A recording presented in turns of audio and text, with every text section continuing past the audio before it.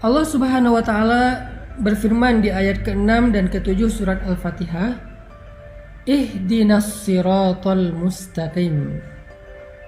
Tunjukkan kami jalan yang lurus. Tunjukkan kami jalan yang lurus.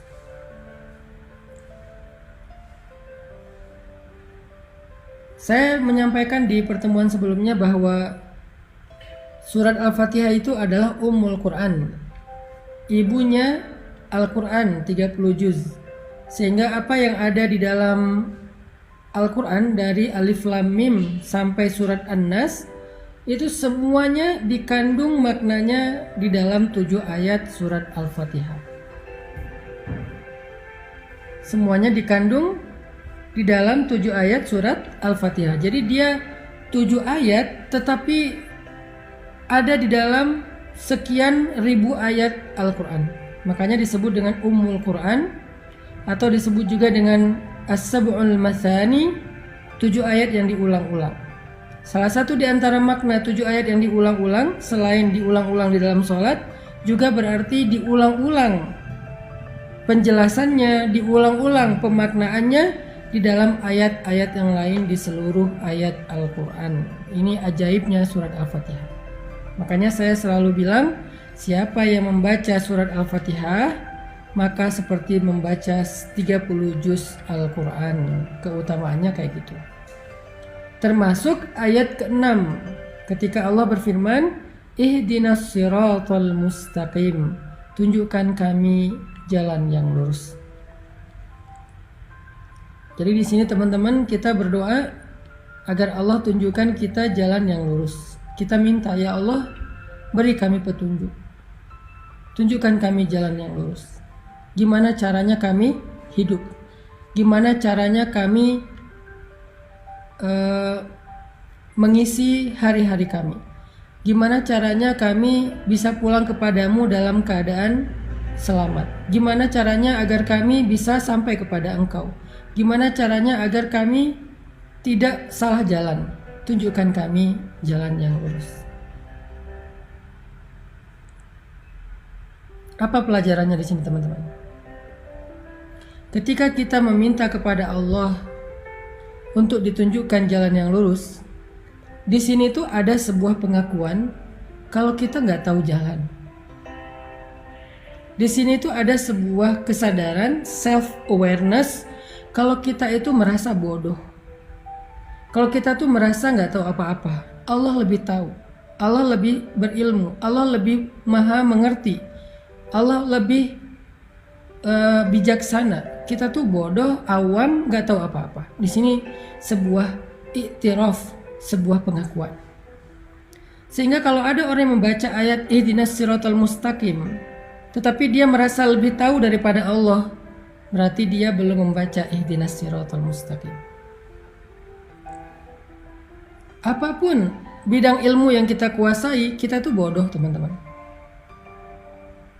Apapun keahlian kita, kita tuh awam. Jangan ketika kita diberikan sedikit ilmu oleh Allah, menjadi seorang saintis, menjadi seorang dokter ahli, menjadi seorang profesor, menjadi seorang konsultan dan seterusnya, kita merasa lebih tahu daripada Allah. Itu enggak Ihdinas siratal mustaqim. Ketika kita menjadi seorang desainer, kita merasa lebih tahu fashion pakaian yang lebih baik daripada fashion style yang Allah udah jelaskan di dalam Al-Quran. Itu enggak Ihdinas siratal mustaqim. Orang yang benar membaca Ihdinas siratal mustaqim itu ketika dia baca Ihdinas siratal mustaqim, ya Allah tunjukkan kami jalan yang lurus, pada saat yang sama dia ngerasa bodoh. Dia ngerasa nggak tahu apa-apa. Dia ngerasa nggak ngerti apa-apa. Dan dia jujur minta petunjuk dari Allah, yang kalau Allah beri petunjuk dia akan ikuti. Itu baru benar membaca Al-Fatihah. Itu baru benar membaca Ihdinas siratal mustaqim. Tapi kalau dia baca Ihdinas siratal mustaqim, ya Allah tunjukkan saya jalan yang lurus, lalu Allah tunjukkan jalannya tentang masalah finansial, Bisa jadi kita seorang konsultan finansial. Bisa jadi kita seorang ahli ekonomi. Bisa jadi kita seorang bankir. Bisa jadi kita seorang misalnya trader yang main saham dan seterusnya. Kita baca ihdinas siratal mustaqim, lalu Allah tunjukkan petunjuk. Allah tunjukkan jalan yang benar dalam masalah finansial. Salah satunya adalah janganlah kamu makan dari hasil riba. Janganlah kamu mempraktekkan riba. Terus kita bilang, wah ini sistem sebetulnya sehat buat ekonomi kita. Sebetulnya sistem riba itu nggak murni bermasalah sih, secara finansial tuh bagus, asalkan kita bijak mengelolanya dan segala macam. Berarti kita belum membaca ihdinas siratal mustaqim.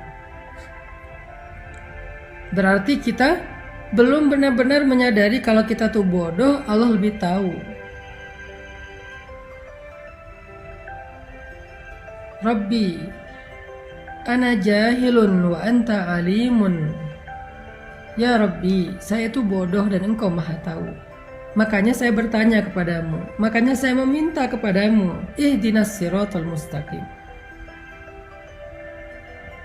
Kalau kita bertanya kepada seseorang, terus kita membantah, kira-kira apa pendapat orang tentang itu? Berarti kita nggak bertanya, kita sok tahu, atau kita mengetes dia, atau kita keras kepala dan seterusnya.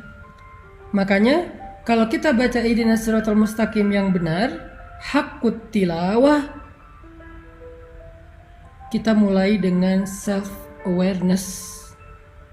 Kita mulai dengan kesadaran tau'iyah, wa'yun nafs, kesadaran diri.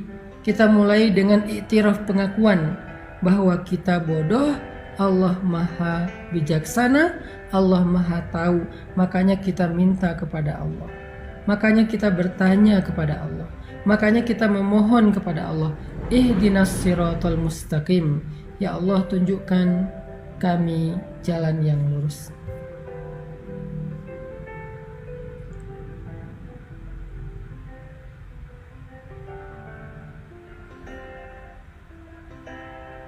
Itu poin pertama dari ihdinas siratal mustaqim. Begitu juga nanti kasus-kasus yang lain dalam kehidupan kita, tentang parenting, tentang fatherhood, tentang super mom, tentang ibu, tentang ayah, tentang orang tua kepada anak harusnya kayak gimana. Allah udah ngasih kita beberapa guidance cara mendidik anak yang paling baik.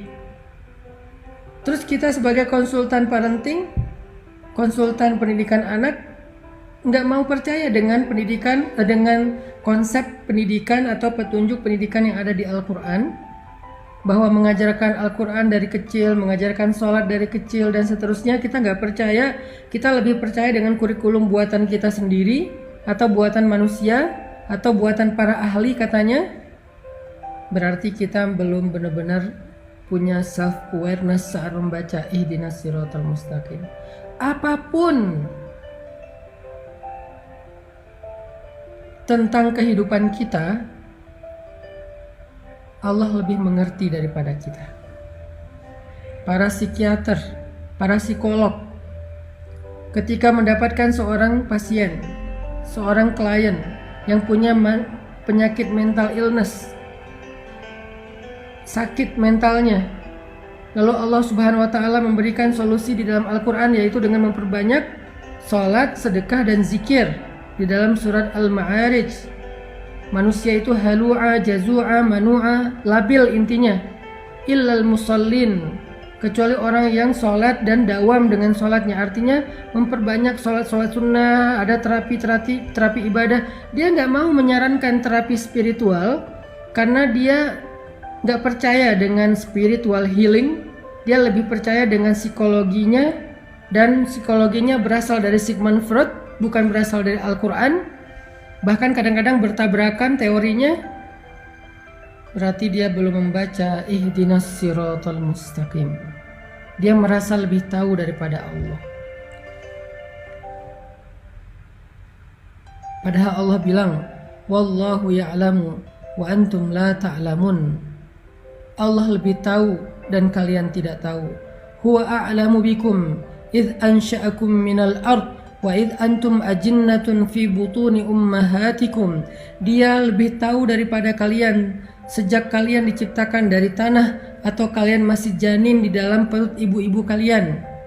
La tuzakku anfusakum. Jangan merasa sok tahu, merasa udah paling pintar, kata Allah.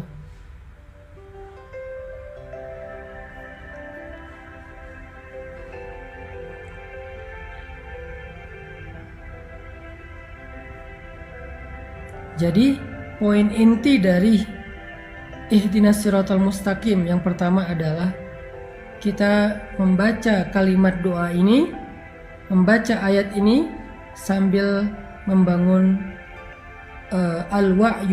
wa'yun nafs, membangun self awareness, kesadaran dalam diri kita. Kesadaran tentang apa? Nahnu juhala wallahu alimun. Kita ini jahil, kita ini bodoh, dan Allah itu maha tahu. Kita baca ayat ini, baca doa ini dengan sebuah iktiraf, dengan sebuah pengakuan, dengan sebuah keyakinan bahwa kita itu butuh Allah untuk menunjukkan jalan hidup kita. Sehingga nggak boleh kita merasa lebih tahu dari Allah. Baik masalah pribadi kita dalam hidup maupun masalah keluarga atau masalah sosial, masalah bangsa, masalah politik, masalah ekonomi, masalah dagang, masalah sains, apapun dari yang paling kecil sampai yang paling besar, kita merasa diri kita bodoh dan Allah itu yang maha tahu.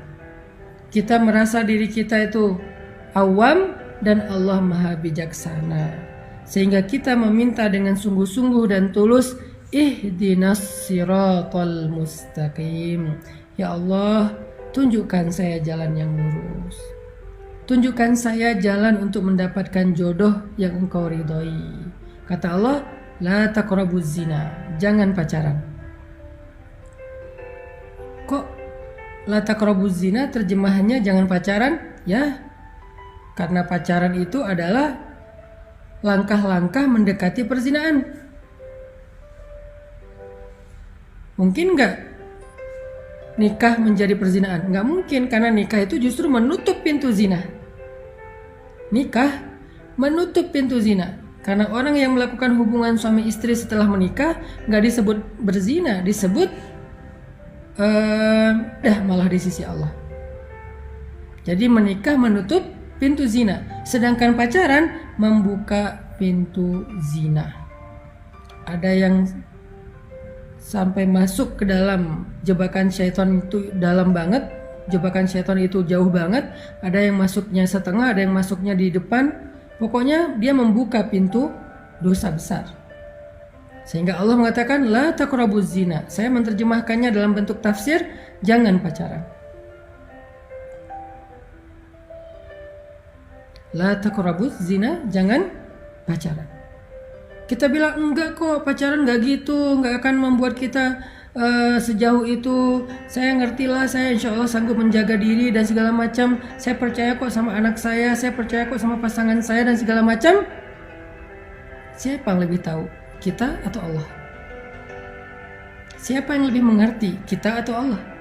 Sehingga kita balikin lagi kepada surat Al-Fatihah. Ihdinas siratal mustaqim. Tunjukkan saya jalan yang lurus ya Allah. Kata Allah dalam urusan jodoh, la taqrabuz zina, jangan dekati zina. Kalaupun itu menjadi jodohmu, maka kehilangan berkah. Nanti banyak masalah. Atau kalau kamu punya masalah, Allah gak akan terlibat dan membantumu. Tapi kalau kamu meninggalkan pacaran, kemudian dapat jodoh, ada masalah, Allah terlibat di dalam membantu masalah keluargamu. Allah pernah terlibat membantu Hafsah radhiyallahu anha ketika ada masalah dengan Nabi. Terlibat dalam membantu Khawlah bintu Sa'labah ketika dia dizihar oleh suaminya, ditalak dengan konsep zihar oleh suaminya di surat Al-Mujadilah.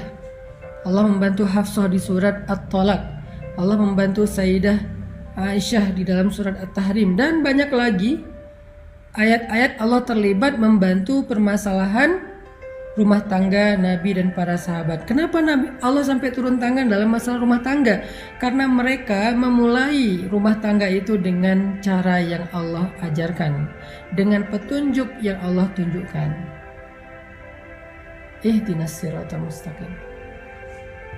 Tapi ketika dia memulai rumah tangga itu bukan dengan cara yang Allah ajarkan, bukan dengan petunjuk yang Allah turunkan, nanti ketika ada masalah, Allah nggak akan terlibat. Dan itu hak Allah. Kita nggak melibatkan Allah kok dari awal. Kenapa kita maksain Allah terlibat di tengah atau di akhir? Kan nggak fair dong. Di awal ketika kita memulai hubungan rumah tangga, kita nggak melibatkan Allah, kita pakai cara kita sok tahu. Nanti di tengah kita melibatkan Allah, kita maksa Allah, kok nggak bantu saya? Kan dari awal nggak kita libatkan. Kalau kita libatkan Allah dari awal, kita nanya, ya Allah, cara dapat jodoh yang benar tuh gimana?